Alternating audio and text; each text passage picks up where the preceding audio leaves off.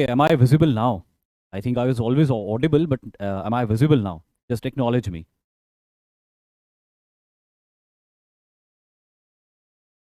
Am I visible now?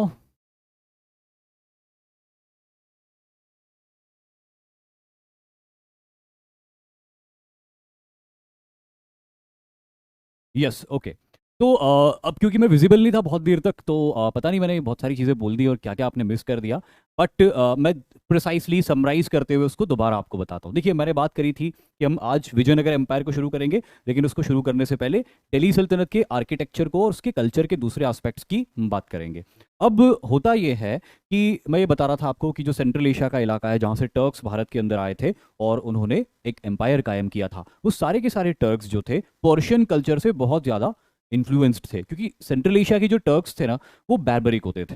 लेकिन Persia का culture का जो इन्फ्लुएंस उनके ऊपर था, वो उनको थोड़ा सिविलाइजेशन देता था, और इसीलिए उस पूरे इलाके में पर्शियन कल्चर को सबसे एलीट कल्चर माना जाता था। इसलिए हम देखते हैं कि दिल्ली के सुल्तान पर्शियन ट्रेडिशंस को अपने दरबारों के अंदर लागू करते हैं, और लंबे समय तक मुगल्स ने भी इन पर्शियन ट्रेडिशंस को दरबार के अंदर लागू किया था। इनकी ऑफिशियल लैंग्वेज भी हमने देखी थी कि पर्शियन ही होती थी। तो ये पर्शियन फीचर्स इनके आर्किटेक्चर में भी दिखाई देते थे।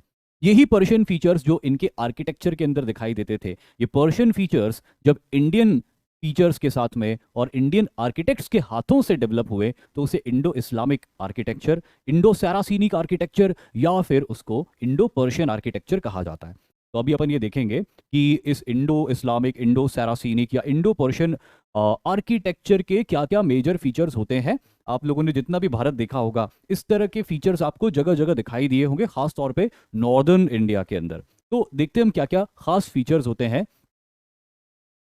सबसे पहला फीचर, जैसे कि मैंने यहाँ पे एक फोटो भी दिखा रखा है, इसे कहते हैं कंस्ट्रक्शन ऑफ डोम। डोम यानी कि गुंबद, गुंबज भी बोलते हैं, गुंबद भी बोलते हैं, इंग्लिश में उसे डोम कहा जाता है। तो ये जो डोम लाइक स्ट्रक्चर होता था, जो कि आप स्क्रीन पे देख रहे हो, ये डोम लाइक स्ट्रक्चर एंशियंट इंडिया के आर्किटेक्चर में हमें नहीं दिखाई देता था। अब ये एंशियंट इंडिया के आर्किटेक्चर में हमको नहीं दिखाई देता था, ये एक पर्शियन फीचर हुआ करता था। पर्शिया के अंदर जो बड़े बड़े महल बनते थे या फोर्ट्स बनते थे, उसकी छत के ऊपर एक ऐसा गुंबद, हेमिस्फेरिकल शेप का स्ट्रक्चर बना हुआ होता था, उसी को डोम्स कहा जाता था। ज्यादातर दिल्ली सल्तनत के अंदर जो हम डोम्स देखते हैं, वो कुछ इस तरह के डोम्स होते हैं, जो कि स्ट्रेट होते हैं लेफ्ट राइट की तरफ से, और ऊपर एक एम्बोस्ड हिस्सा होता है। आने वाले वक्त में हम देखेंगे कि कुछ इस तरह के डोम्स बनने लग गए, जैसे आपने ताजमहल के ऊपर देखा होगा, है ना। तो ये जो डोम्स होते थे, इनको अनियन शेप्ड डोम्स कहा जाता था। तो जो मैंने ड्राइंग बनाई है वो अनियन जैसी ज़्यादा है, डोम जैसी कम है, पर ठीक है, अनियन शेप्ड डोम्स उसको कहा जाता था। और ये जो डोम्स होते थे, ये दिल्ली सल्तनत के अंदर इस तरह के डोम्स बना करते थे। तो डोम्स का अपना बहुत सारा कैटेगरीज है, लेकिन अपन उस पर नहीं जाएंगे। अपन ये देख रहे हैं कि दिल्ली सल्तनत के इंपॉर्टेंट फीचर्स क्या थे। अब डोम बनाने का ऑब्जेक्टिव क्या था?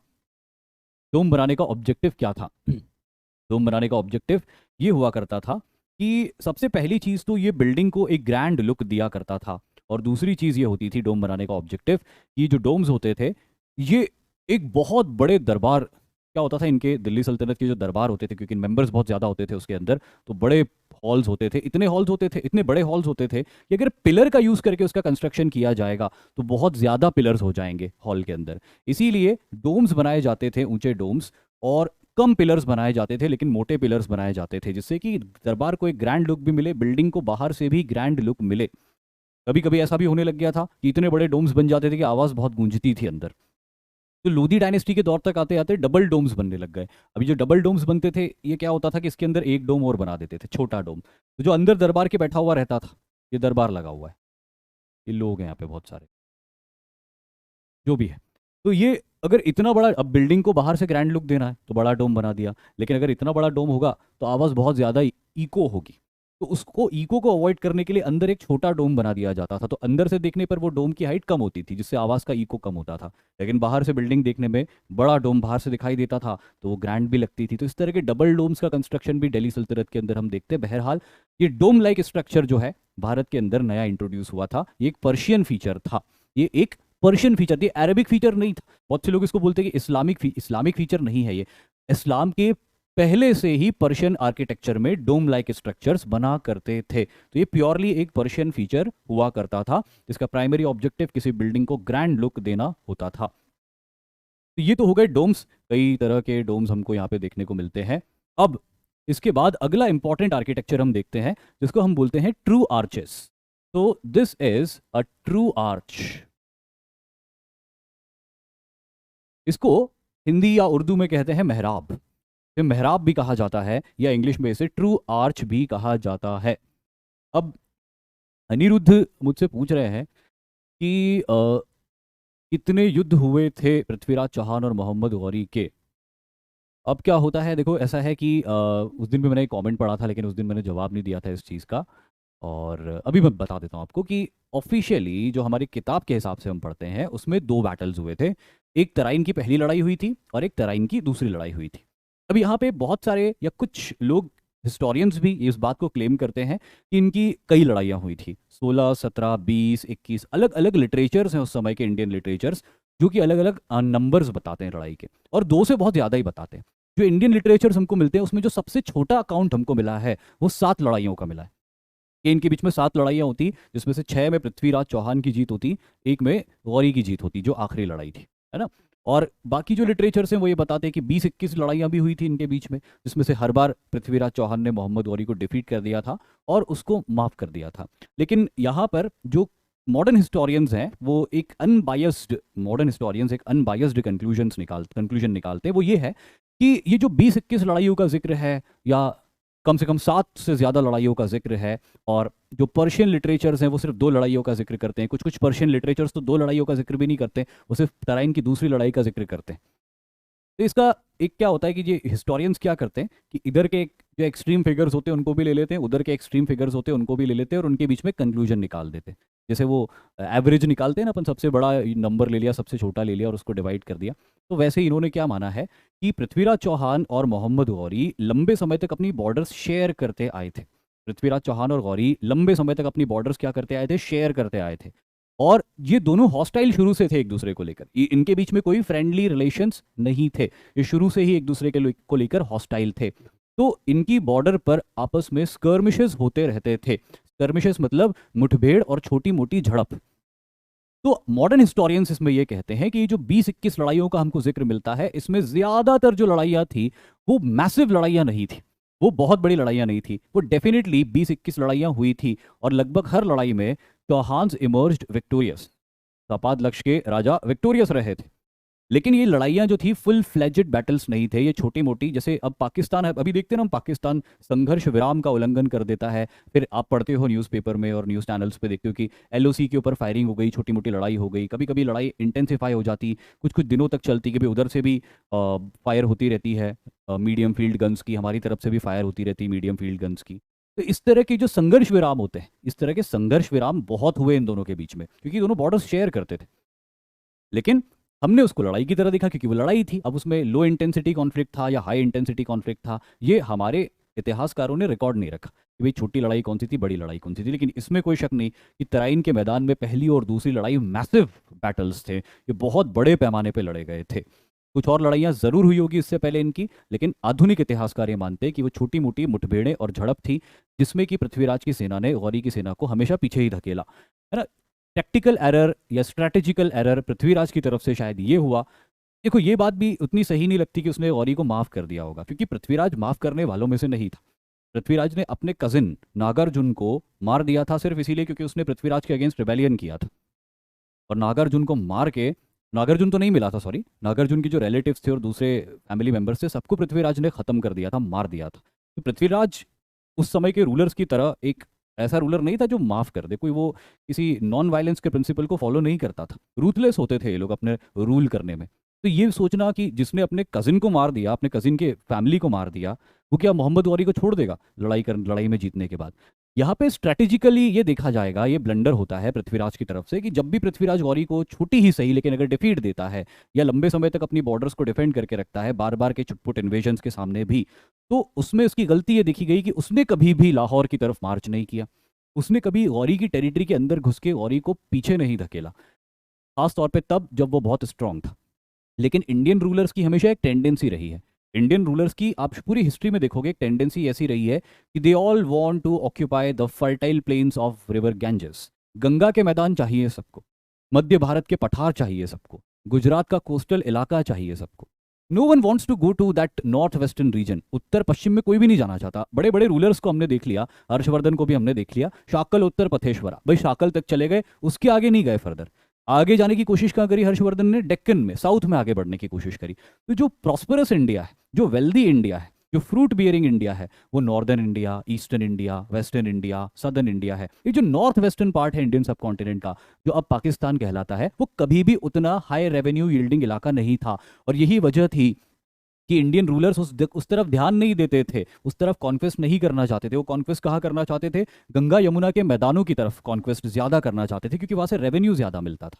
लेकिन वो थ्रेट नहीं देखा उन्होंने कि हम एक, उनको लगता था इंडियन रूलर्स को कि हम इनको हरा देंगे, एक बार आएंगे हरा देंगे, दूसरी बार आएंगे हरा देंगे, तीसरी बार भी हरा देंगे, चौथी बार, और हराते भी थे। लेकिन क्या होता है कि डिफेंस का एक सैचुरेशन पॉइंट होता है कि एक कोई भी एक ऐसा मौका आएगा जब डिफेंस टूट जाएगा और बस वही द एंड होगा। तो वही हुआ पृथ्वीराज के साथ में। तो ये उचित नहीं होगा मेरे ख्याल से कहना, ये मेरा एनालिसिस है कि पृथ्वीराज ने गौरी को माफ कर दिया होगा। वो बिल्कुल माफ नहीं करता। असल में पृथ्वीराज ने कभी कोशिश ही नहीं करी गौरी की टेरिटरी में इन्वेट करने की, क्योंकि उसको इंटरेस्ट नहीं था, क्योंकि वो इलाके उतना रेवेन्यू नहीं देते थे। रेवेन्यू कहाँ से मिलता था? जयचंद्र की टेरिटरी से मिलता था, कन्नौज से मिलता था, कंदेलू की टेरिटरी से मिलता था, परमारू की टेरिटरी से मिलता था, चालुक्यों की टेरिटरी से मिलता था। तो इनके साथ लगातार हॉस्टिलिटीज रही पृथ्वीराज चौहान की। उम्मीद है कि समझ में आ गई होगी बात। अब ये जो अगला फीचर है वो मैं आपको बता रहा हूं, वो ये है कि आर्किटेक्चर, हाँ, ट्रू आर्चेस के बारे में बता रहा था मैं आपको। देखो ट्रू आर्च क्या होता है? एक तो आर्च होता है, आर्च यानी कि मेहराब। अब आप एक तरफ ये वाला आर्च देख रहे हो, ईंटों को जोड़कर ऐसा जमाया कि आर्च बन गया। ईंटों को जोड़कर, पत्थरों को जोड़कर ऐसा जमाया कि एक आर्च बन गया। अगर आप यहां से देखोगे तो ईंटों को काटा हुआ है और इस तरह से काट के एक दूसरे के ऊपर रखा हुआ है कि ये आर्च बन गया।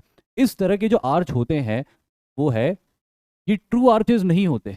ये आर्च तो होते हैं लेकिन ये ट्रू आर्च नहीं होते। दिल्ली सल्तनत में जो एस्टैब्लिशमेंट होता है वो ट्रू आर्च का एस्टैब्लिशमेंट होता है, और इस ट्रू आर्च की पहचान होता है ये जगह, ये स्टोन, जिसको कहते हैं आर्किटेक्चर की लैंग्वेज में की स्टोन। ये जो की स्टोन होता है ना, ये की स्टोन पूरे आर्च को बाइंड करके रखता है। ये कुछ इस तरह से फिक्स किया जाता है कि सारा भार इस की स्टोन के ऊपर होता है। तो ये जो की स्टोन, ये इसीलिए पुराने ज़माने में लोग कहते थे कि जब भूकंप आए ना तो मेहराबों के नीचे जाके खड़े हो जाना चाहिए, क्योंकि ये की स्टोन जो होता है भूकंप इसको हिला नहीं पाता। जब भूकंप इन पत्थरों को हिलाता है तो ये पत्थर आगे आके की स्टोन के ऊपर अपना पूरा प्रेशर रिलीज करते हैं और की स्टोन अपनी जगह फिक्स्ड रहता है।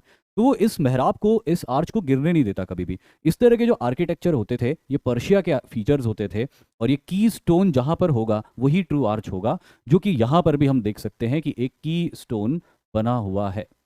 लेकिन यहां पर इस फोटो में आप देखोगे तो आपको कोई की स्टोन नजर नहीं आएगा, आपको ब्रिक्स की कटिंग नजर आएगी, स्टोन्स की कटिंग नजर आएगी, और इस तरह एक के ऊपर एक रख के उसको जमा दिया है कि वो देखने में आर्च जैसा लगता है। तो this is not a true arch. Any arch with a key stone is a true arch. अगली बार आप किसी साइट पे जाएं, आप विजिट करें, किसी मेहराब को देखें, तो उसमें ऊपर बीचों बीच देखना क्या आपको इस तरह का पत्थर दिखाई दे रहा है, इस तरह का पत्थर दिखाई दे रहा है। अगर दिखाई दे रहा है तो वो एक ट्रू आर्च है। ये एक और इंपॉर्टेंट फीचर था जो कि जनरली दरवाजों में देखा गया था, और दिल्ली सल्तनत की बड़ी बड़ी इमारतों के, और इसे आर्च या ट्रू आर्च कहा जाता है। अगला, इसको कहते हैं minars. These are called as minars, या इंग्लिश में मीनारेट। ये भी एक इंपॉर्टेंट फीचर है सल्तनत पीरियड के आर्किटेक्चर का। एक तो पूरे भारत की जानी पहचानी मीनार है, सभी जानते हैं कि ये कौन सी मीनार है। ये चार मीनार है ना, 1 2 3 4, ये ना चार मीनार, नहीं मजाक कर रहा हूँ, ये कुतुब मीनार है और ये भोपाल की एक मस्जिद की मीनारें हैं। तो ये जो मीनारों का कंस्ट्रक्शन होता था, ये मीनारों का कंस्ट्रक्शन क्यों किया जाता था? देखिए, मीनारों के कंस्ट्रक्शन का ये कहा जाता है कि जब ये एक इस्लामिक आर्किटेक्चर, ये पर्शियन आर्किटेक्चर नहीं है, ये एक अरबिक आर्किटेक्चर है। जब अरब, और अरबिक आर्किटेक्चर में भी इस्लामिक आर्किटेक्चर है, क्योंकि जब इस्लाम का राइज हुआ तो इस्लाम के राइज में, इस्लाम के इस्टेब्लिशमेंट के साथ में 5 वक्त की नमाज का बड़ा इंपॉर्टेंस था, 5 टाइम्स प्रेइंग अ डे। तो अब वो शुरू में जब इस्लाम का राइज हुआ था तो वो 5 वक्त कौन कौन से होंगे? तो वो 5 वक्त जो होते थे क्लियर नहीं होते थे किसी को, क्योंकि सभी उस समय नया नया रिलीजन आया था। तो इसीलिए अपॉइंटमेंट होता था किसी मुअज्जिन का जो कि अजान देता था, और क्योंकि अजान ज्यादा दूर तक फैले, ज्यादा लोगों तक सुनाई दे, कॉल फॉर प्रेयर ज्यादा लोगों तक पहुंचे, इसीलिए अरेबिक वर्ल्ड में मीनार जैसे आर्किटेक्चर या स्ट्रक्चर्स बनने लग गए, जिसके ऊपर खड़े होकर जब मुअज्जिन अजान देता था तो ज़्यादा दूर तक सुनाई देती थी और कॉल फॉर प्रेयर ज़्यादा दूर तक पहुंचता था। और ये जो मीनार्स होती थी ये जनरली मॉस्क के आसपास बनना शुरू हो गई, तो मॉस्क की ब्यूटी भी इससे बढ़ती थी। फिर आने वाले वक्त में जब इंडिया में आर्किटेक्चर डेवलप हुआ तो इंडिया में आर्किटेक्चरल डेवलपमेंट के दौरान इन मीनारों को एक ब्यूटीफाइंग फीचर की तरह भी यूज़ किया जाने लग गया। जैसे ताजमहल, ताजमहल के भी चारों ओर मीनार आप देखते हो, लेकिन उन मीनारों के ऊपर कोई मुअज्जिन चढ़ के अजान नहीं देता, और ऐसी और भी बहुत सारी मीनारें हैं। तो हम ये देखते हैं कि मीनार अपने पर्पस के अलावा आर्किटेक्चरली भारत के अंदर पर्टिकुलरली ब्यूटीफाइंग एलिमेंट की तरह भी यूज होने लग गई, इसीलिए उसको आर्किटेक्चर का हम एक इंपॉर्टेंट पार्ट मानते हैं दिल्ली सल्तनत का। फिर अगला पार्ट आता है जिसको हम बोलते हैं अरेबिस्क। ये जो होता रहा ये it is the drying of beautifully symmetrically arrange geometric patterns. जो जियोमेट्रिक पैटर्न्स होते हैं जो बहुत ब्यूटीफुली और सिमेट्रिकली अरेंज्ड होते हैं उन्हें अरेबिस्क कहते हैं। जैसे कि यहाँ पे आप देख सकते हो, ये मैं आपको हाईलाइट करके दिखाता हूँ, इफ यू कैन सी, ये वाला जो पैटर्न है ना, इसमें आप देख रहे हो कि कोई मीनिंगफुल तो नहीं है, कुछ भी ऐसा कोई मीनिंग निकल के नहीं आ रहा, लेकिन जियोमेट्रिकली कुछ शेप्स बने हुए हैं जो सिमेट्रिकली अरेंज्ड है और वो देखने में बहुत अच्छे लग रहे हैं। इस तरह के पैटर्न्स को अरेबिस्क कहा जाता है। या फिर यहाँ पे आप देख सकते हो लगातार इस तरह के पैटर्न्स बने हुए, नीचे तक बने हुए ये सारे के सारे पैटर्न्स।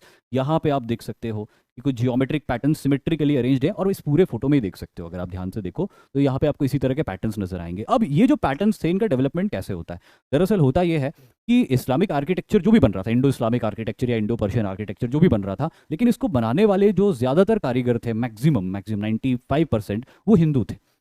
कई कई जगह इनके आर्किटेक्ट, चीफ आर्किटेक्ट्स भी नॉन मुस्लिम थे या हिंदू थे। तो जब वो इन आर्किटेक्चर्स को बना रहे थे तो उन्होंने बोला कि ये तो बहुत प्लेन आर्किटेक्चर बने, क्योंकि जो हिंदू इमारतें होती थी, पैलेसेस होते थे, मंदिर होते थे, उसके ऊपर मूर्तियां बनती थी, अलग अलग स्टोन्स की कार्विंग्स हुआ करती थी, कहीं देवता बनते थे, कहीं हमने साउथ इंडिया में देखा कि डीमंस भी बनते थे, एनिमल्स बनते थे। लेकिन इन रिलीजन इस्लाम किसी तरह के स्टैच्यू को बनाने का रिलीजियस परमिशन नहीं था, इसीलिए सुल्तान जनरली अवॉइड करते थे कि अगर वो कोई मॉस्क बना रहे हैं या किसी का टूम्ब बना रहे हैं तो उसके ऊपर मूर्तियां ना बनाएं, है ना। अब जो आर्किटेक्ट्स होते थे या काम करने वाले कारीगर जो होते थे वो सुल्तानों को कहते थे कि ऐसे तो मज़ा नहीं आएगा, क्योंकि इमारत में वो ब्यूटी नहीं दिखाई दे रही, जो दिखाई देनी चाहिए वो ब्यूटी नहीं आ रही। तो वो ब्यूटी हम मंदिरों में तो बना देते हैं, वो ब्यूटी खजुराहो के मंदिरों में हमने बेहतरीन कार्विंग्स बनाई है स्टोन्स की, तो यहाँ पे आप बनाने नहीं दे रहे हो। उन्होंने बोला यार नहीं यार, हम बना नहीं सकते, हमारे रिलीजन में अलाउड नहीं है, तो क्या करें, बीच का रास्ता निकाला जाए कुछ। अब ऐसे यहाँ पे कुछ भी नहीं होता तो ये बड़ा प्लेन सा नजर आता, यहाँ पे कुछ भी नहीं होता तो ये सिर्फ एक लाल पत्थर नजर आता। तो फिर जो इंडियन आर्किटेक्ट्स थे उन्होंने बोला कि क्यों ना हम कुछ ऐसे पैटर्न बना दें जिनका कोई मीनिंग नहीं होता, जो कोई एनिमल से एसोसिएट ना करें, जो किसी ह्यूमन से एसोसिएट ना करें, जो किसी देवी देवता से एसोसिएट ना करें, है ना। जियोमेट्रिक पैटर्न अगर सिमेट्रिकली अरेंज हो जाए तो उसमें भी एक ब्यूटी होती है। और ये बात इन रूलर्स को जम गई, उन्होंने बोला बहुत बढ़िया, क्योंकि इसमें कोई एनिमल्स और देवी देवता या इंसान भी डिपिक्ट नहीं हो रहे और ब्यूटीफाइंग भी हो रहा है। तो इस तरह से गो अहेड सिग्नल दे दिया गया आर्किटेक्ट्स को, और ये अरेबिस्क पैटर्न हम देखते हैं कि दिल्ली सल्तनत की इमारतों में हमको दिखाई देने लग गया। अगला फीचर हम देखते हैं दिल्ली सल्तनत में, वो है कैलीग्राफी। आप सभी जानते होंगे, आपको पता भी होगा कि कैलीग्राफी, देखिए मेरी हैंड राइटिंग बहुत ख़राब है और इस ख़राब हैंड राइटिंग के अंदर मैं लिख रहा हूँ कैलीग्राफी, जिसका मतलब होता है ब्यूटीफुल हैंड राइटिंग। तो ये बहुत ही इंजस्टिस है कैलीग्राफी वर्ड के साथ में, लेकिन क्या करें। अब ये जो कैलीग्राफी होती है, जैसे कि आप इस फोटो के अंदर देख सकते हो, ये कैलीग्राफी भी एक अटेम्प्ट था बिल्डिंग्स को ब्यूटीफाई करने का, और वो अटेम्प्ट इसीलिए था क्योंकि अगेन वही बात थी कि अब जियोमेट्रिक फिगर्स भी कितने बनाए, कितने हर जगह कितने ज्योमेट्रिक फिगर्स बनाए, फिर वो बड़ा मोनोटोनस लगता है। तो और क्या हो सकता है कि बिना मूर्तियां बनाए बिल्डिंग को या उसकी दीवारों को ब्यूटीफाई किया जाए। तो यहाँ पे सामने आती है हमारे कैलीग्राफी। कैलीग्राफी आप सभी जानते क्या होता है। तो दरअसल किया ये कि इंडियन आर्किटेक्ट्स ने देखा कि जो मुस्लिम्स हैं इंडिया के, जो टर्क्स हैं वगैरह वगैरह, ये लोग कुछ बुक्स रीड करते हैं, कुरान रीड करते हैं जो कि अरबिक में लिखी हुई होती। अब इंडियंस जो होते थे उनको समझ में तो नहीं आता था, ऑब्वियसली अरबिक समझ में नहीं आती थी।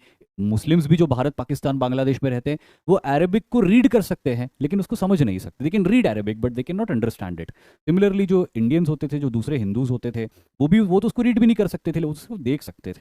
पर उन्होंने उसको देखकर ये अंदाज़ा लगाया कि दिखने में बहुत अच्छा लगता है, अगर ये एक सुंदर तरीके से अरेंज्ड हो, लिखा हुआ हो, it will look very good. तो इसीलिए इन्होंने अरबिक के साथ साथ इस कैलीग्राफी को, जिसमें कुरान की आयतें लिखी हुई होती है, उसको भी कार्व करना शुरू कर दिया दीवारों के ऊपर। और इसी कार्विंग के साथ में ये दीवारें बेहद सुंदर दिखाई देती थी। और इसीलिए ये कैलीग्राफी का फीचर भी एक इंपॉर्टेंट फीचर था जो दिल्ली सल्तनत के आर्किटेक्चर के अंदर ऐड होता हुआ हमको दिखाई देता है। अब अगला फीचर जो हम देखते हैं दिल्ली सल्तनत में, उसको हम इंग्लिश में बोलते हैं परफोरेटेड विंडोज। परफोरेटेड विंडोज, या हिंदी में इसको सिंपली बोलते हैं जाली। वो नकली वाला नहीं, लेकिन जो खिड़की वाला जाली होता है वो। तो यहाँ पे एक और इनोवेशन किया गया, एक और कोशिश की गई दिल्ली सल्तनत की इमारतों को ब्यूटिफाई करने की।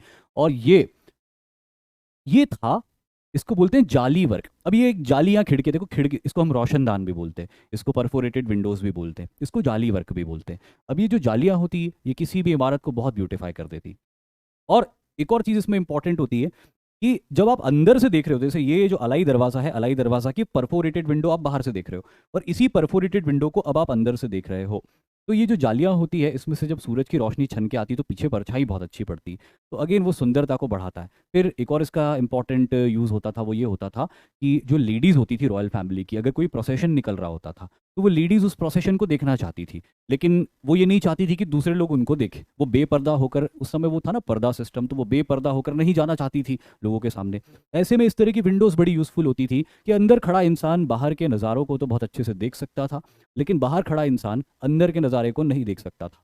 तो ये परफोरेटेड विंडो का एक यूज़ होता था। और इसमें जो अलग अलग तरह की डिज़ाइंस बनाई जाती थी, इन अलग अलग तरह की डिज़ाइंस की वजह से ये देखने में बहुत सुंदर लगती थी। और जैसे मैंने आपको कहा कि सूर्य की रोशनी जब इसमें से छन के आती थी और पिछली दीवार के ऊपर पड़ती थी, तो तरह तरह बिल्कुल इस तरह की डिज़ाइंस बनने लगती थी, जो डिज़ाइंस आपको यहाँ दिखाई दे रही है। तो वो देखने में अगेन सुंदर लगता था कि भाई जो खिड़की जिस डिज़ाइन में है वही की वही डिज़ाइन यहाँ पे परछाई उसकी पड़ी और बहुत सुंदर दिखाई देती थी। तो ये परफोरेटेड विंडोज़ भी आपको बहुत देखने को मिलेगी भारत के अंदर।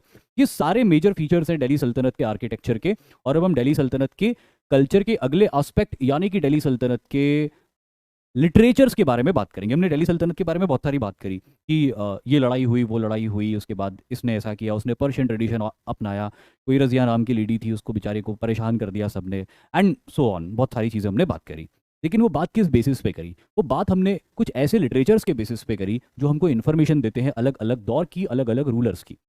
और ये सारी इन्फॉर्मेशन हमको कुछ मेजर लिटरेचर से हासिल होती है।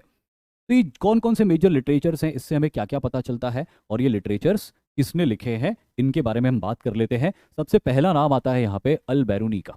अल बैरूनी, आप सभी इस नाम से वाकिफ होंगे। अल बैरूनी एक बहुत ही रिनाउंड स्कॉलर था सेंट्रल एशिया का, बहुत ही रिनाउंड स्कॉलर था मिडाइवल टाइम्स का, जिसने भारत को समझा था, जिसने भारत की वैल्यू करी थी, इसलिए नहीं क्योंकि भारत बहुत रिच था, बल्कि इसीलिए क्योंकि भारत में बहुत नॉलेज था।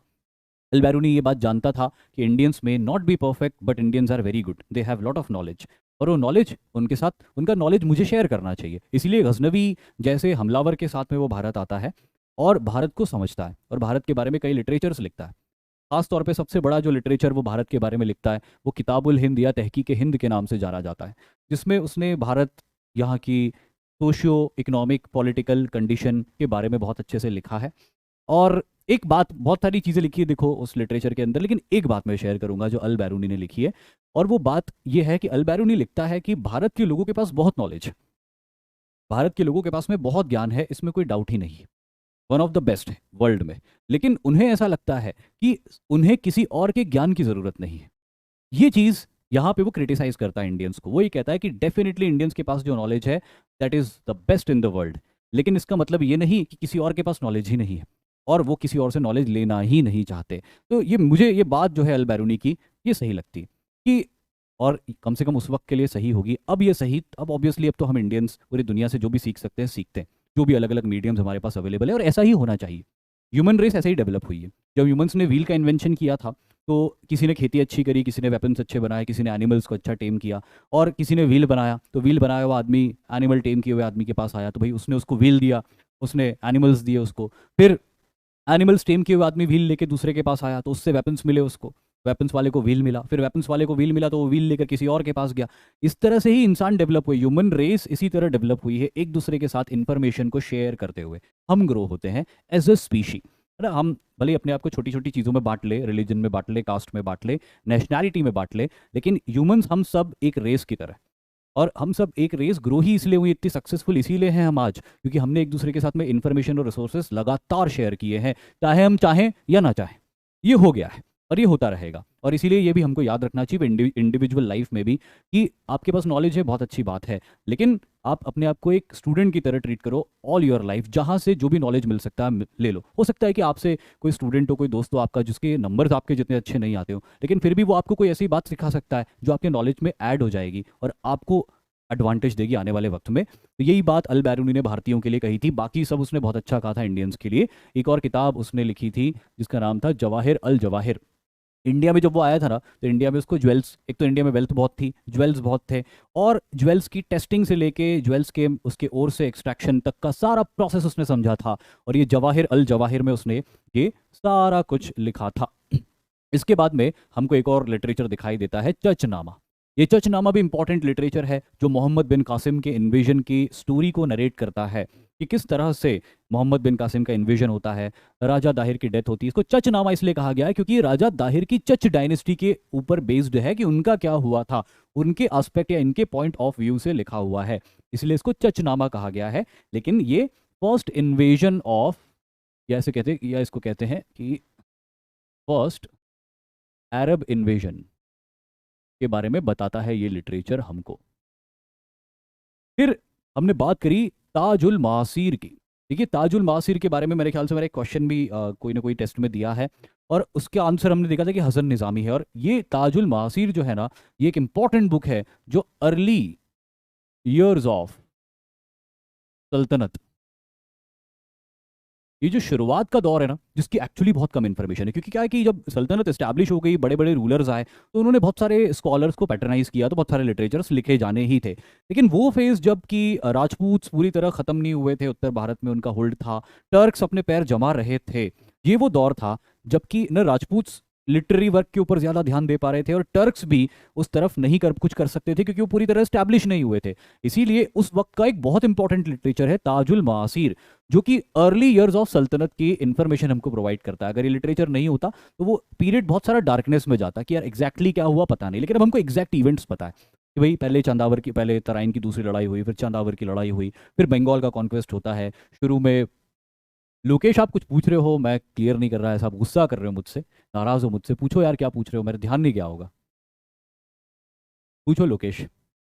अगली किताब मैं आपको बताता हूँ, वो है किताब उल रहला, जो कि इब्ने बतूता ने लिखी थी। इब्ने बतूता एक बड़ा स्कॉलर था। इब्ने बतूता एक ट्रैवलर भी था, जो मोरक्को से चल के आया था, और पूरी आधी दुनिया को जो है घूमता फिरता हुआ ये इंडिया आया था। इंडिया में इसको बहुत वार्मली वेलकम किया था शुरू में मोहम्मद बिन तुगलक ने, लेकिन बाद में मोहम्मद बिन तुगलक के अगेंस्ट कुछ रेबेलियंस हुए थे। मैंने तो बताया था मोहम्मद बिन तुगलक के अगेंस्ट बहुत सारे रेबेलियंस हुए थे, और इन रेबेलियंस के चलते, इन रेबेलियंस के कुछ कनेक्शन इब्ने बतूता से भी जुड़ गए थे, कुछ लोगों के रिलेशन जुड़ गए थे इब्ने बतूता से। As a result of which as a result of which होता यह है कि इब्ने बतूता को कुछ एक साल के लिए इम्प्रिजन कर देता मोहम्मद बिन तुगलक, बाद में उसको रिलीज करता है।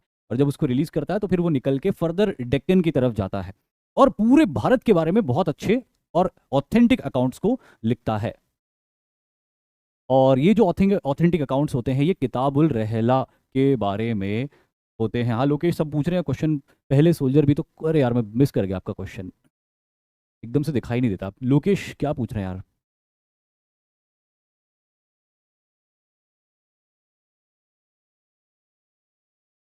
लोकेश, लोकेश, चलो ठीक है, आएगा क्वेश्चन तो कोई और बता देना मुझे लोकेश क्या पूछ रहे थे। अगली किताब है तारीख ए मुबारक शाही। ये जो तारीख है मुबारक शाही किताब है, ये तारीख है मुबारक शाही एक ऐसी किताब है जो कि सैयद डायनेस्टी के रूलर मुबारक का, है ना, the story of sultanate up to,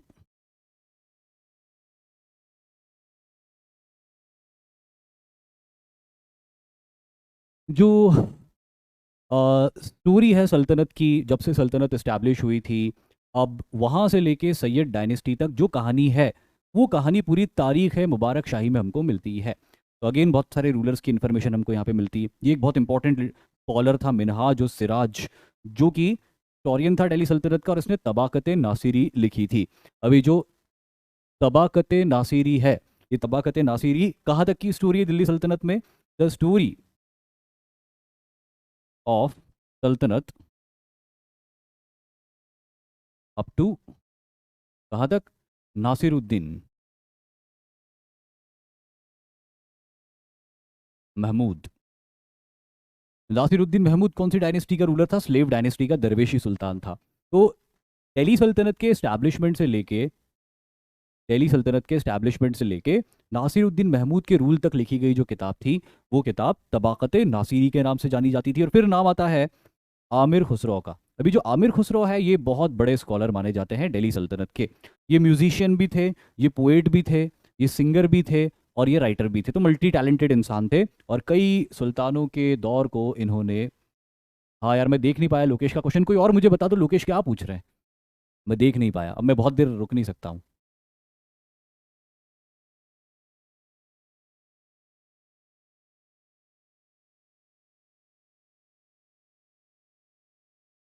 ये जो अवंतीबाई लोधी वगैरह का जो आप पूछ रहे हो ना, ये अलग लोधी हैं। ये वो इब्राहिम लोधी और बहलोल खान लोधी वाले नहीं है। That is different. वो सिमिलर नेम है लेकिन उनके मीनिंग अलग है। तो वो अवंतीबाई वो वाली लोधी नहीं है मुस्कान। एक बार लोकेश जी का क्वेश्चन मैं देख लूँ, कभी दिख जाए तो 30 सेकंड में।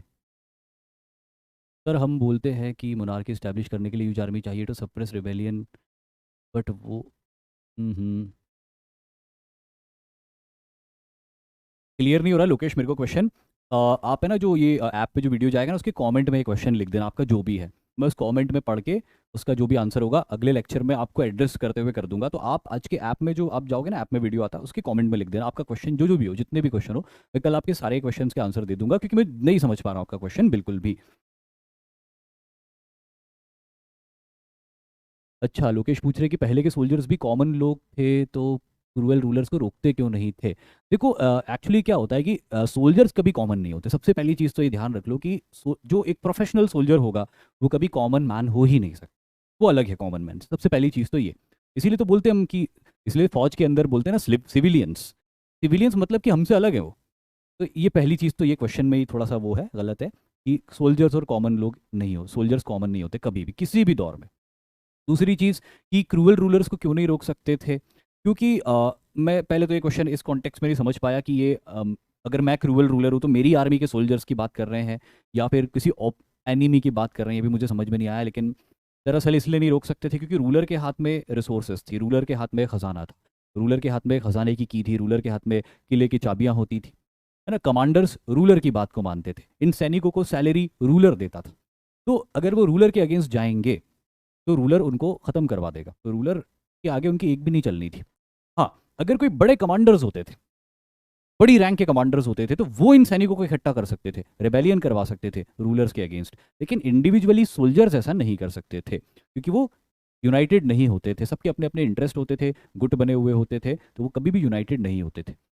हाँ, लीडर अगर चाहता, कोई बड़ा कमांडर चाहता तो इस तरह के रेबेलियंस करवा सकता था। और ऑपोजिशन आर्मी के सोल्जर, अगर आप ये पूछ रहे हो कि ऑपोजिशन आर्मी के सोल्जर्स ऐसा क्यों नहीं कर सकते थे, तो वो तो वैसे ही हार चुके थे लड़ाई। लड़ाई हारने के बाद कोई क्या कर सकता है। और अगर आप ये पूछ रहे हो कि कॉमन लोग क्यों नहीं भीड़ बना के आते थे और भीड़ बना के आके दिल्ली के फोर्ट पे या किसी क्रूअल रूलर के फोर्ट के ऊपर कब्जा करके, पैलेस के ऊपर कब्जा करके उसको हटा देते थे, शायद हो सकता है ये पूछ रहे हो आप। तो ऐसा हुआ भी है, रजिया के दौर में ऐसा हुआ भी कि पॉपुलर रेबेलियन हुआ है। दिल्ली के लोगों ने रजिया को रूलर बनाने के लिए पॉपुलर रेबेलियन किया था, पैलेस के ऊपर अटैक किया था। लेकिन ये हमेशा पॉसिबल नहीं होता था क्योंकि जब तक लोगों के पास एक बड़ी वजह नहीं होगी तब तक वो यूनाइटेड नहीं होंगे, और वो यूनाइटेड नहीं होंगे तो वो एक थ्रेट पोज नहीं कर सकते। अगर वो यूनाइटेड हो भी जाते हैं तो they are not equipped by weapons, उनके पास वेपन्स नहीं होते। और अगर उनको वेपन्स मिल भी जाएं तो उनको वेपन चलाने की वैसी ट्रेनिंग नहीं होती जैसी कि एक प्रोफेशनल बैटल हार्डेंड सोल्जर को होती। अगर आपके हाथ में भी एक AK-47 दे दी जाए और आपके किसी फौजी के AK-47 हाथ में दे दी जाए और आप दोनों की लड़ाई करवा दी जाए तो कौन जीतेगा?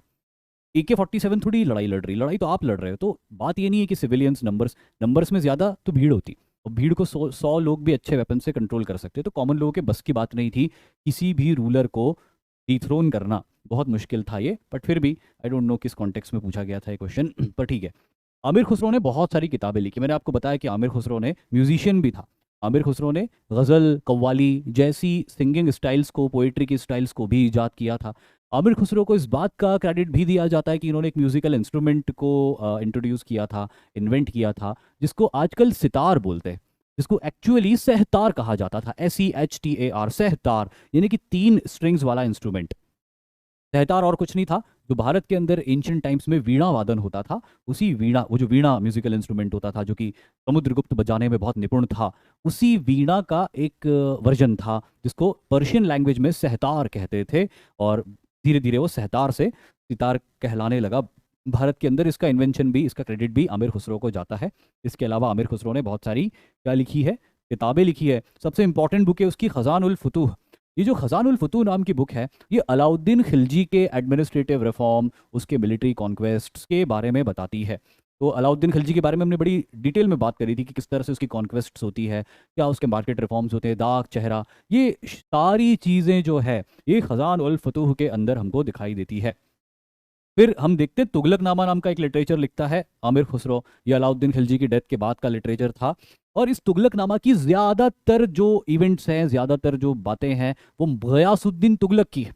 जो गयासुद्दीन तुगलक पहला रूलर था ना तुगलक डायनेस्टी का, ये तुगलक डायनेस्टी के पहले रूलर की कहानी ज़्यादा थी। वैसी ही हमको आशिका दिखाई देता है एक लिटरेचर, जो कि गुजरात की राजकुमारी देवल देवी, किस तरह से देवल देवी को दिल्ली के सैनिक पकड़ते हैं और उसको पकड़ के दिल्ली लेके आते हैं, और फिर वहाँ पे अलाउद्दीन खिलजी के एक बेटे खिजर खान के साथ में उसकी शादी हो जाती है। तो ये एक ट्रैजिक, ये एक ऐसी लव स्टोरी जैसी लिखी थी जिसमें वन साइडेड लव था खिजर खान की तरफ से, और देवल देवी के लिए ये एक ट्रैजिक स्टोरी थी। तो ये एक रोमांटिक प्लस ट्रैजिक स्टोरी हम यहाँ पे देखते हैं। अफजल उल फवाइद, अफजल उल फवाइद जो है ये लिटरेचर, ये जो है ना अफजल उल फवाइद, मैं इसके बारे में यहाँ लिख देता हूँ कि हज़रत निज़ामुद्दीन औलिया से रिलेटेड कहानियाँ इसके अंदर कही गई थी। जो आमिर खुसरो था वो डिसाइपल था हज़रत निज़ामुद्दीन औलिया का, जो कि एक बहुत बड़े सूफी सेंट थे। तो इन हज़रत निज़ामुद्दीन औलिया से रिलेटेड जो उनकी स्टोरीज थी, उनकी टीचिंग्स थी, वो इस अफजल उल फवाइद के अंदर लिखी हुई है। और फिर एक लिटरेचर हमको और मिलता है, मिफ्ता उल फुतुल, मिफ्ता उल फुतूह। ये लिटरेचर जलालुद्दीन फिरोज खिलजी के बारे में है। जैसे खजानुल फुतूह अलाउद्दीन खिलजी के बारे में है, वैसे ही मिफ्ताह उल फुतूह जलालुद्दीन फिरोज खिलजी की इंफॉर्मेशन हमको प्रोवाइड करता है। तो ये जो सारे लिटरेचर्स हैं हमने देखे कि दिल्ली आमिर खुसरो के लिखे हुए थे। फिर एक लिटरेचर हम देखते हैं ज़ियाउद्दीन बरनी का। ज़ियाउद्दीन बरनी भी दिल्ली सल्तनत का एक बहुत ही मंजा हुआ और बहुत इंपॉर्टेंट स्कॉलर माना जाता है। इसका एक लिटरेचर है फतवा ए जहांगीरी। अभी जो फतवाए जहांगीरी है ये किसी की कहानी नहीं है। फतवाए जहांगीरी किसी रूलर की कहानी नहीं है, किसी दौर की कहानी नहीं है। फतवा है ये फतवा। फतवा मतलब कि फतवा यानी कि क्या होता है, फतवा यानी कि होता है सजेशन, रिकमेंडेशन। ये जो फतवाए जहांगीरी है, ये फतवाए जहांगीरी में ज़ियाउद्दीन बरनी लिखता है कि दिल्ली के जो मुसलमान रूलर्स हैं वो इस्लाम के हिसाब से रूल नहीं कर रहे, जबकि हमको ऐसा लगता है कि वो बहुत इस्लाम के हिसाब से रूल करते होंगे, लेकिन जो जो भी ऑर्थोडॉक्स इस्लाम रहा होगा वो उसको फॉलो नहीं करते होंगे। ये हमको फतवाए जहांगीरी से पता चलता है, क्योंकि ज़ियाउद्दीन बरनी बहुत क्रिटिसाइज करता है दिल्ली के मुस्लिम रूलर्स को कि ये तरीका नहीं है रूल करने का, आपने ये काम जो किया ये अन इस्लामिक था, वो काम हुआ जो वो अन इस्लामिक था, उस रूलर ने ये काम अन इस्लामिक किया, ये काम इस्लामिक था, ऐसा करना चाहिए, आपको क्या करना चाहिए, उसको क्या नहीं करना चाहिए था। तो ये रिकमेंडेशंस और सजेशंस वाली किताब है based on the Islamic law, Ziauddin Barani ने लिखी है, फतवा ए जहांगीरी। और फिर इन्होंने एक और लिखी थी तारीख है फिरोज शाही, जो कि नाम से ही जाहिर हो रही है, तारीख यानी कि हिस्ट्री। तारीख है फिरोज शाही मतलब कि दिल्ली सल्तनत के स्टैब्लिशमेंट से लेके फिरोज शाह तुगलक तक के होने तक जितने भी आपको लिटरेचर देखो दिख रहे हैं ना, तारीख है फिरोज शाही यहाँ पे आपको दिखा, फिर आपको दिखा तारीख है मुबारक शाही, है ना, ये सारे जो लिटरेचर है, तबाकत नासिरी, तो इसमें जो लास्ट नेम है ना ये रूलर का नाम है। लेकिन ये स्टोरी किताब सिर्फ उस रूलर के बारे में नहीं है, दिल्ली सल्तनत के स्टैब्लिशमेंट से लेके उस रूलर तक के दौर में क्या हुआ। तारीख है फिरोज शाही मतलब फिरोज शाह के दौर तक की तारीख, यानी कि फिरोज शाह के दौर तक की हिस्ट्री उसमें बताई गई है, जब से दिल्ली सल्तनत का एस्टैब्लिशमेंट हुआ है। ठीक है, तो ये सारे लिटरेचर्स हो जाते हैं। एक आखिरी लिटरेचर से फिरोज शाह तुगलक का लिखा हुआ, जिसका नाम है फुतूहत फिरोज शाही। ये ऑटोबायोग्राफी है, आत्मकथा है जो फिरोज शाह तुगलक ने लिखी थी, जिसका नाम है फुतूहत ए फिरोज शाही, जिसमें फिरोज शाह तुगलक ने अपने दौर की बात करी कि भाई मेरे दौर में क्या हुआ, मेरी लाइफ कैसी रही, मेरे लिए कौन कौन से लोग इंपॉर्टेंट थे, कौन कौन से लोग अनइम्पॉर्टेंट थे। ये सारी चीज़ें फिरोज शाह तुगलक ने लिखी अपनी आत्मकथा में। ये सारे लिटरेचर्स मिलके दिल्ली सल्तनत के बारे में हमको बहुत इंपॉर्टेंट इन्फॉर्मेशन देते हैं। एक चीज़ आप बहुत अच्छे से ध्यान रख लेना, मैं पहले भी बता चुका हूँ, अब वापस बता रहा हूँ कि जब भी मैं लेक्चर्स लेता हूँ और अगर मैं कोई ऐसी चीज़ है जो यहाँ पे पहले से टाइप करके लेके आता हूँ, मतलब कि वो बहुत इंपॉर्टेंट है, यानी कि वो बहुत इंपॉर्टेंट है। तो जब भी मैं किसी स्लाइड में आपको इस तरह दिखाई दे कि मैं कुछ पहले से टाइप करके लाया हूँ, that means it is very important, है ना। तो ये इंडिकेशन है, इसको याद रखना ही रखना है आपको, ये बहुत इंपॉर्टेंट पार्ट है। हाँ, अगर मैं कहीं पे कुछ भी लिख के नहीं लाया और मैं खुद लिख रहा हूँ, मतलब कहीं ना कहीं उसका इंपॉर्टेंस कम है, लेकिन फिर भी अगर वहाँ पे कहीं इंपॉर्टेंस होगा तो मैं इंडिकेट कर दूंगा आपको। ठीक है, आगे की तरफ हम बढ़ते हैं। अब देखिए, विजयनगर एम्पायर कुछ भी नहीं लिख के लाया, लेकिन एक नक्शा है। अब दिल्ली सल्तनत की कल्चरल हिस्ट्री को पूरा होने के बाद हम विजयनगर एम्पायर की तरफ बढ़ते हैं, क्योंकि मध्यकालीन भारत की जब बात की जाती है तो हमेशा ये देखा गया है कि ज़्यादातर फोकस उत्तर भारत की तरफ ही होता है, नॉर्दर्न इंडिया की तरफ ही होता है, दिल्ली सल्तनत की तरफ ही होता है। लेकिन कभी कभी लोग भूल जाते हैं कि उस वक्त जब दिल्ली सल्तनत उत्तर भारत में था, और दिल्ली सल्तनत ने बहुत सारे अप्स एंड डाउन्स देखे। दिल्ली सल्तनत ने जब इसका एस्टैब्लिशमेंट हुआ शुरू में, जब तराइन की लड़ाई जीती, चांदावर की लड़ाई जीती, बंगाल जीता, तो ये एकदम राइजिंग पीरियड था जब दिल्ली सल्तनत का नया नया एस्टैब्लिशमेंट होने वाला था। फिर हम देखते हैं कि इल्तुतमिश की डेथ के बाद दिल्ली सल्तनत का कुछ डिक्लाइन आता है, कुछ 20 एक सालों के लिए दिल्ली सल्तनत थोड़ा श्रिंक भी हो जाता है। लेकिन फिर बलबन आता है और गयासुद्दीन बलबन दिल्ली सल्तनत को फिर एक बार मजबूत बनाता है। बलबन की डेथ के बाद फिर हम देखते हैं कि कुछ एक ऐसा फेज आता है 6-7 सालों का, जब स्लेव डायनेस्टी के लेटर रूलर्स कमज़ोर थे, और खिलजी डायनेस्टी का नया रूलर जलालुद्दीन फिरोज खिलजी बहुत ही काइंड हार्टेड इंसान था, तो वो दौर भी दिल्ली सल्तनत के प्राइम दौर में से नहीं है। फिर हम अलाउद्दीन खिलजी के दौर को देखते हैं, जब दिल्ली सल्तनत बहुत तेज़ी से एक्सपैंड करता है, और इमीडिएटली उसको फॉलो करता है गयासुद्दीन तुगलक, जो अगेन दिल्ली सल्तनत के एक्सपेंशन को डेक्कन तक कर देता है। ये एकदम प्राइम फेज था। अलाउद्दीन खिलजी से लेके गयासुद्दीन तुगलक के बीच में दिल्ली सल्तनत अपने पीक पर था। उसके बाद मोहम्मद बिन तुगलक, फिरोज शाह तुगलक, सैयद डायनेस्टी, लोधी डायनेस्टी, ये लगातार डिक्लाइन पे गया दिल्ली सल्तनत। तो दिल्ली सल्तनत का अगर ग्राफ बनेगा तो अलाउद्दीन खिलजी और मोहम्मद गयासुद्दीन तुगलक के बीच में वो पीक पे होगा, और लोधी डायनेस्टी तक आते आते वो फिर डिक्लाइन के ऊपर आ जाएगा। तो दिल्ली सल्तनत डेफिनेटली एक स्ट्रॉन्ग एम्पायर था उत्तर भारत के अंदर, लेकिन दिल्ली सल्तनत ने भी बहुत सारे अप्स एंड डाउन्स को देखा।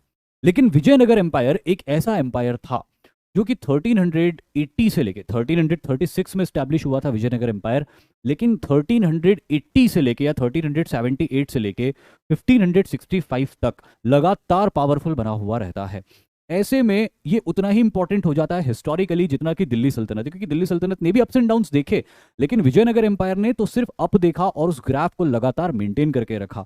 दक्षिण भारत के अंदर एक ग्लोरियस एम्पायर क्रिएट होता है जिसको विजयनगर एम्पायर के नाम से जाना जाता है।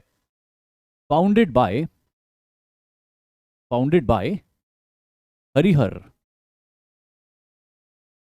एंड बुक्का। इन दोनों के नाम के आगे राया लगता था। राया या कि राय, जो कि साउथ इंडिया में राया हो जाता है, इसका मतलब होता था मिलिट्री कमांडर। किसी बड़े मिलिट्री कमांडर या किसी बड़े फ्यूडल लॉर्ड को ये टाइटल्स जनरली दिए जाते थे। तो विजय बैच ज्वाइन नहीं हो पा रहा, क्यों नहीं हो पा रहा विजय बैच ज्वाइन, ये भी लिख के बता दो, फिर हम आगे देखते हैं। ठीक है, फाउंडेड बाय हरिहर एंड बुक्का राया। अब क्या होता है, एक छोटी सी स्टोरी है।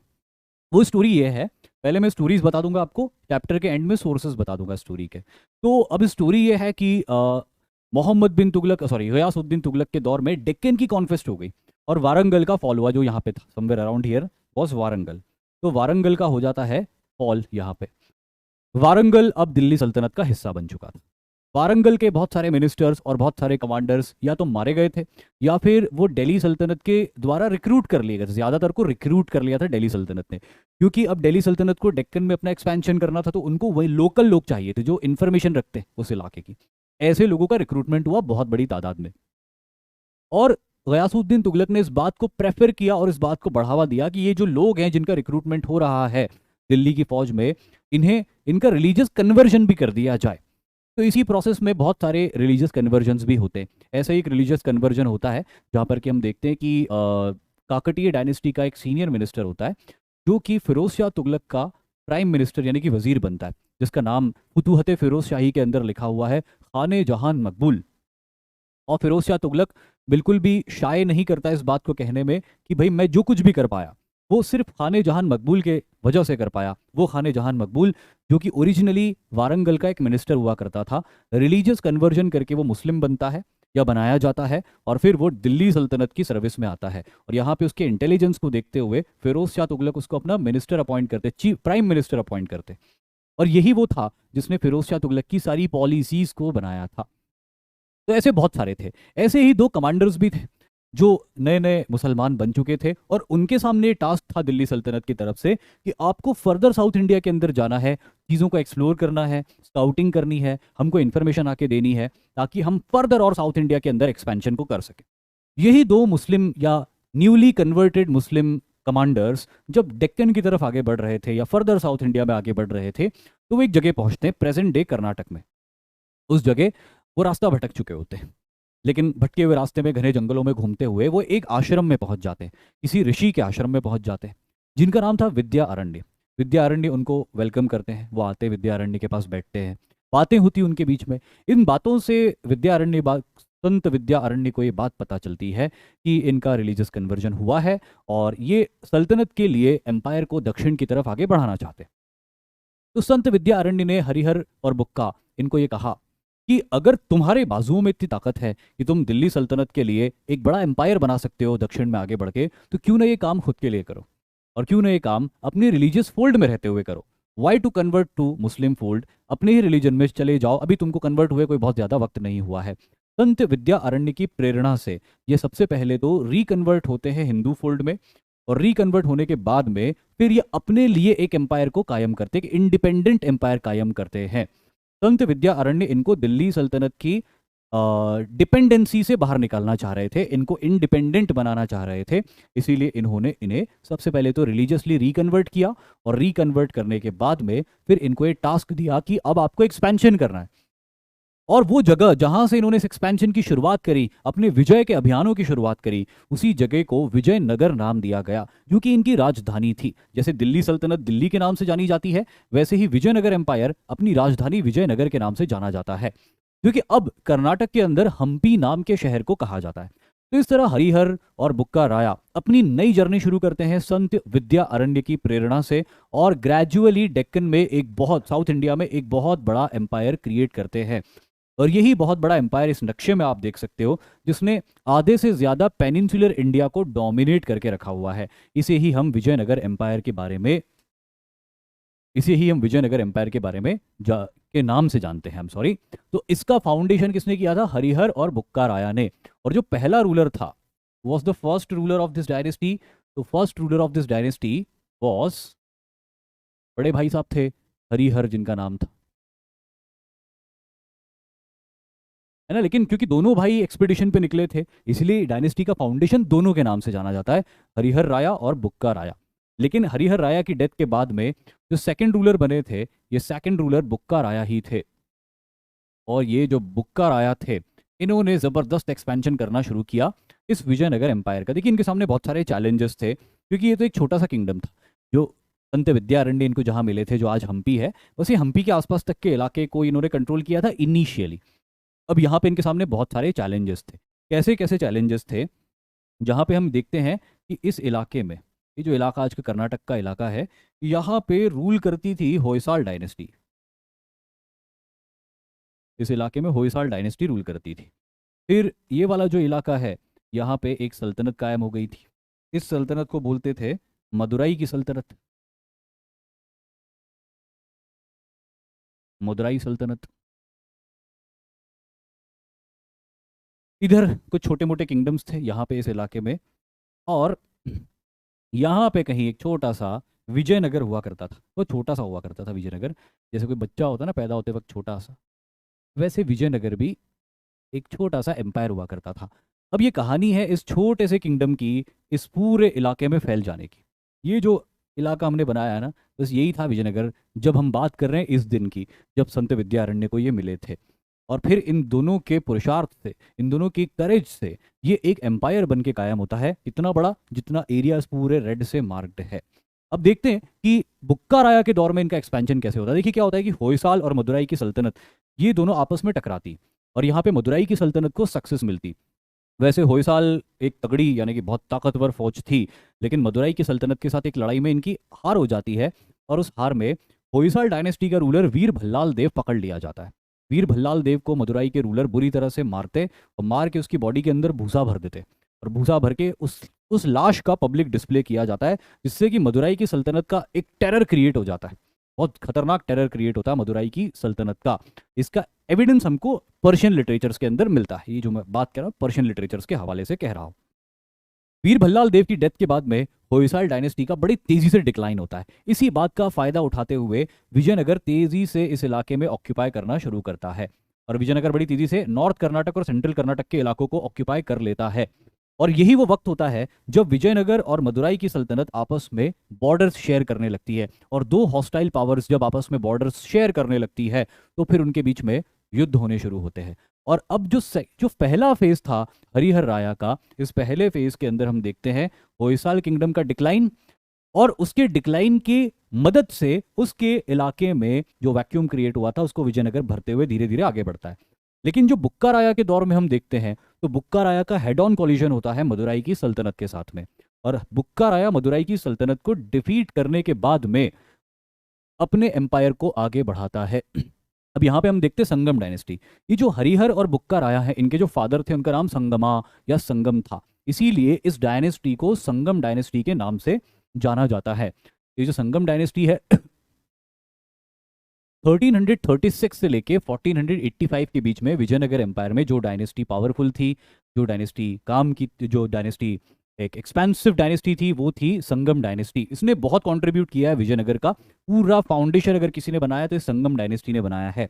And the greatest achievement of Sangam dynasty was to expand up to Madurai region by defeating सल्तनत ऑफ मदुराई। जैसे कि मैंने अभी आपको बताया कि मदुराई की सल्तनत को डिफीट किया था और साउथ इंडिया के आखिरी छोर तक विजयनगर एम्पायर ने अपने आप को फैला लिया था। और इस बात का एविडेंस हमको कहाँ से मिलता है? अच्छा, ये भी पॉइंट याद रख लेना कि अलाउद्दीन सिकंदर खान नाम का रूलर मदुराई की सल्तनत को रूल करता था, जो कि ओरिजिनली दिल्ली सल्तनत का एक कमांडर था तुगलक्स के दौर में। लेकिन मोहम्मद बिन तुगलक की कमजोरी को देखते हुए वो इंडिपेंडेंट हो गया था और मदुराई में उसने जाके एक सल्तनत कायम कर ली थी। But he was defeated by Vijayanagar general Kumar Kampan. Vijayanagar army के एक बड़े जनरल थे जिनका नाम था कुमार कंपन, जो कि बुक्का राया के बेटे भी थे, और इन्होंने ही एक मैसिव आर्मी लेके मदुराई की सल्तनत के ऊपर चढ़ाई करी थी और अलाउद्दीन सिकंदर खान को डिफीट किया था एक बैटल में। और इसके एविडेंस हमको मिलते हैं मदुरा विजयम नाम की एक संस्कृत पोयम में, जो कि इनकी वाइफ ने लिखी है। जनरल कुमार कंपन जो थे उन्हीं की वाइफ थी गंगा देवी। उन्हीं गंगा देवी ने मदुरा विजय नाम का लिटरेचर, मदुरा विजयम नाम का लिटरेचर लिखा है, जिसमें हमको ये पूरी कहानी पता चलती है कि किस तरह से उनके हस्बैंड ने मदुराई की सल्तनत को डिफीट किया और विजयनगर एम्पायर को कहाँ तक फैला दिया? पूरे तमिलनाडु के इलाके में फैला दिया। साथ ही साथ इस संगम डायनेस्टी के अंदर हमको दो और रूलर दिखाई देते हैं, एक देवराया फर्स्ट और एक देवराया सेकंड। ये दोनों भी काफी सेलिब्रेटेड रूलर्स थे। जहां पर देवराया फर्स्ट जो थे ना, देवराया फर्स्ट ने एक इनोवेशन किया था। वो इनोवेशन किया था इन्होंने, ही रिक्रूटेड मोर एंड मोर, या मोर एंड मोर की जगह मैनी कर देते हैं अपन।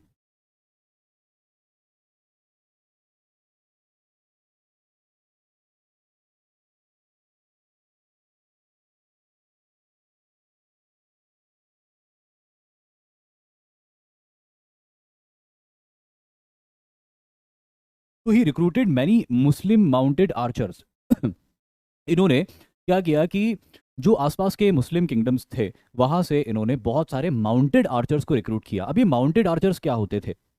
घोड़े पर बैठकर तीर चलाने की विद्या में पारंगत सैनिक। इस तरह का जो आर्ट फॉर्म होता था ये मुस्लिम आर्मीज के अंदर ज्यादा होता था, जहां पर विजयनगर की फौज अपनी इन्फेंट्री के ऊपर बहुत रिलाई करती थी, अपने पैदल सैनिकों के ऊपर बहुत रिलाई करती थी, अपने तलवार और भाला चलाने वाले सैनिकों के ऊपर बहुत रिलाई करती थी। वहीं जो उनके कंपटीशन में या उनके साथ जो एक पॉलिटिकल कंपटीशन में जो मुस्लिम किंगडम्स होते थे, उनकी आर्मीज माउंटेड आर्चरी के ऊपर बहुत रिलाई करती थी, यानी कि घोड़े के ऊपर बैठकर तीर चलाना। और इस तरह से वो एक छापामार लड़ाई में ज्यादा विश्वास रखते थे। विजयनगर की फौज हेड ऑन कॉलिजन में ज्यादा विश्वास रखती थी। लेकिन ये देखा गया था लगातार बार बार कि घोड़े के ऊपर बैठकर तीर चलाने की जो कला है, अगर वो एक हैवी इन्फेंट्री और कैवलरी के साथ जुड़ जाए तो वो एक विनिंग फैक्टर हो सकता है किसी भी लड़ाई के अंदर। और इसीलिए बहुत इंटेलिजेंस का परिचय देते हुए देवराया सेकंड ने बहुत सारे मुस्लिम माउंटेड आर्चर्स को रिक्रूट किया था। और रिक्रूटमेंट की वजह उनको अपनी फौज में शामिल करना नहीं था, रिक्रूटमेंट की वजह थी कि उनको बुलाकर उनके द्वारा ट्रेनिंग दी जाए उनके अपने सोल्जर्स को। विजयनगर एम्पायर के जो सैनिक थे उन्हें ट्रेनिंग दी जाए माउंटेड आर्चरी की, कि कैसे की जा सकती है, कैसे अपने आप को बेहतर बनाना है माउंटेड आर्चरी के अंदर। तो ये अपने सैनिकों को ट्रेनिंग देने के लिए उन्होंने बहुत सारे मुस्लिम माउंटेड आर्चर्स को क्या किया था, रिक्रूट किया था। और फिर बात आती है देवराया सेकंड की। ये देवराया सेकंड के बारे में एक फैक्ट आप याद रख लेना, इनको टाइटल मिला था या इन्होंने टाइटल अज्यूम किया था गजबे टेकरा, जो कि जिसका मतलब होता है एलिफेंट हंटर।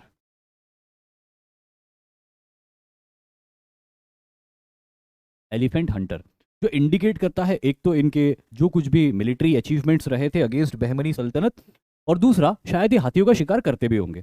कर्नाटक एक ऐसा राज्य है जहाँ पे बहुत हाथी मिलते हैं, वहाँ के पहाड़ों में, वेस्टर्न घाट्स में ब्यूटीफुल फॉरेस्ट्स, और हाथी बहुत ज़्यादा है वहाँ पे। वहाँ के जंगलों में कभी आप जाओगे तो आपको हाथी बहुत जल्दी दिख जाएंगे। तो ये हाथी जो होते थे, हाथी बड़ा खतरनाक जानवर होता है, और ये देवराय सेकंड शायद हाथी के शिकार में बड़ी महारत रखते थे, इसीलिए इनको गजबे टेकरा का टाइटल भी मिला हुआ था। अब इसके आगे जो हिस्ट्री है ना विजयनगर एम्पायर की, वो बड़ी इंपॉर्टेंट है, इसलिए उसको कम वक्त में हम जल्दी जल्दी में कुछ भी नहीं करेंगे। संगम डायनेस्टी की सारे मेजर पॉइंट्स अपन ने लिख लिए हैं। अब इसके बाद जो सुलुवा तुलुवा डायनेस्टी आएगी, और मोस्ट इंपॉर्टेंटली हम कृष्णदेव राय के बारे में पढ़ेंगे, अब वो कल उसके बारे में बात करेंगे। विजयनगर एम्पायर की हिस्ट्री कल कंटिन्यू रखेंगे। आज के लिए इतना ही करेंगे। Thank you. जय हिंद।